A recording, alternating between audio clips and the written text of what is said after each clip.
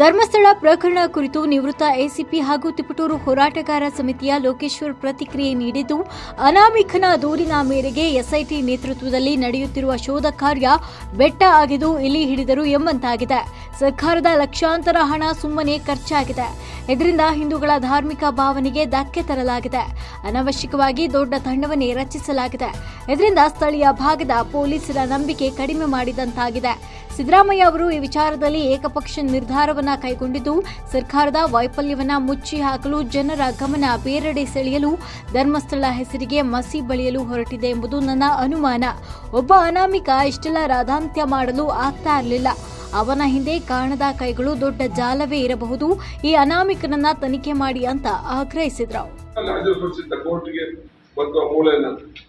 ತನಿಖೆಯಲ್ಲಿ ಗೊತ್ತಾಗಿದೆ, FSL report ಅಲ್ಲಿ ಅದು ಗಂಡಸಿನ ತಲೆಯ ಪುರುಡೆ ಅಂತ. ಅಂದ್ರೆ ಅಲ್ಲೇನೆ ಅವನು ಫಸ್ಟ್ ಅವನು ಪ್ರೊಡ್ಯೂಸ್ ಮಾಡಿರೋ ವಿಚಾರದಲ್ಲಿ ಅಷ್ಟು ಸುಳ್ಳು ಮಾಹಿತಿ ಇದ್ದಾಗ ಮುಂದೆ ಅವನು ಹೇಳಿದ್ದು ಗುಂಡಿಗಳನ್ನು ತೆಗಿಯೋಕೆ ಹೆಂಗೆ ಯೋಚನೆ ಮಾಡಿದ್ರು ನೀವು? ಅಲ್ಲಿ ಒಬ್ಬ ಎಕ್ಸ್ಪರ್ಟೈಸ್ಡ್ IPS ಆಫೀಸರ್ಸ್ ಮೊದಲೇ ಒಂದು ವಿಚಾರ ಹೊರಟಿತ್ತು. ಆಫೀಸರ್ಸ್ ಅದಕ್ಕೆ ಇಂಟ್ರೆಸ್ಟ್ ಇರಲಿಲ್ಲ ಬರೋದಕ್ಕೆ IPS ಆಫೀಸರ್ಸ್.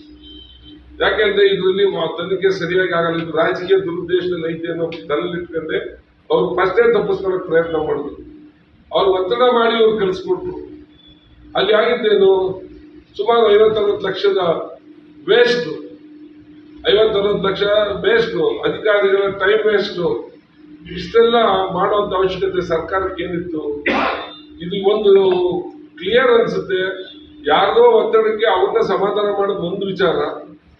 ಎರಡನೇದು, ಸರ್ಕಾರದ ವೈಫಲ್ಯಗಳನ್ನು ಮುಚ್ಚಿಡೋದಕ್ಕೋಸ್ಕರ ಇವರು ಡೈವರ್ಷನ್ ಮಾಡೋದಕ್ಕೆ, ಅಟೆನ್ಷನ್ ಡೈವರ್ಷನ್ ಮಾಡೋದಕ್ಕೆ ಸಿದ್ದರಾಮಯ್ಯ ಅವರು ಮುಖ್ಯಮಂತ್ರಿಗಳು ಪ್ಲಾನ್ ಮಾಡಿದ್ದಾರೆ ಅಂತ ನನ್ನ ಅಭಿಪ್ರಾಯ. ಯಾಕೆಂದ್ರೆ DK ಶಿವಕುಮಾರ್ ಅವರು ಸುಳ್ಳು ಹೇಳಿಕೆ, ಆ ಜಿಲ್ಲಾ ಉಸ್ತುವಾರಿ ಆದಂತ ದಿನೇಶ್ ಗುಂಡೂರಾವ್ ಹೇಳಿಕೆಗಳು ನೋಡಿದ್ರೆ ಕ್ಯಾಬಿನೆಟ್ ಅಲ್ಲಿ ಮಿನಿಸ್ಟರ್ಸ್ ಯಾರಿಗೂ ಗೊತ್ತೇ ಇಲ್ಲ ಇದು SIT ಮಾಡ್ತಾ ಇರೋದು.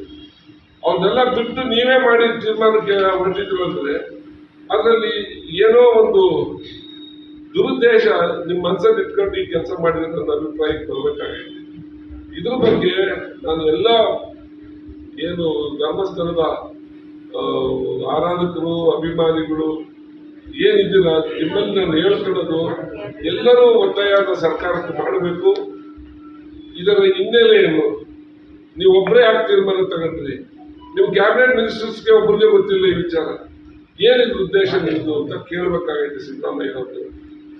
ಯಾಕೆಂದ್ರೆ ಸಿದ್ದರಾಮಯ್ಯ ಅವ್ರಿಗೆ ಒಂದು ಗೊತ್ತಿರಲಿ,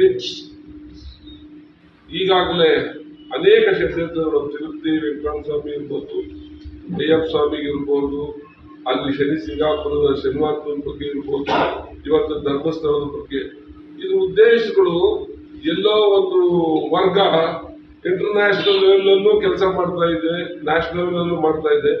ಅಂತ ವರ್ಗಗಳು ಈ ಧಾರ್ಮಿಕ ಭಾವನೆಗಳನ್ನು ಸಾಯಿಸೋದಕ್ಕೆ ಈಗೆಲ್ಲರಲ್ಲಿ ಬ್ರಾಹ್ಮಣ ಇರ್ಬೋದು, ದಲಿತ ಇರ್ಬೋದು, ಜೊತೆಲಿ ನಿಂತ್ಕೊಂಡು ದರ್ಶನ ಮಾಡುವಂತ ಜಾಗ ತಿರುಪತಿ ಇರ್ಬೋದು, ಅಯ್ಯಪ್ಪ ಸ್ವಾಮಿ ಇರ್ಬೋದು, ಧರ್ಮಸ್ಥಳ ಇರ್ಬೋದು. ಯಾರು ಬೇರೆ ಬೇರೆ ಭಾಗ ಇಲ್ಲ, ಭೇದ ಭಾವ ಇಲ್ಲ, ಎಲ್ಲಾ ಹಿಂದೂಗಳು ಹೋಗುವಂತ ಜಾಗ. ಈಗ ಯಡಿಯೂರ ಮಲೆ ಮಹದೇಶ್ವರದ ಆಯಾ ಜನ್ಮ ಸಮಾಜದವರು ಹೋಗ್ತಾರೆ, ಆನಂದ್ ತಿಪಟೂರು. ಮೆಂಡು ನ್ಯೂಸ್ ನೆಟ್ವರ್ಕ್, ಸತ್ಯದ ಕನ್ನಡಿ.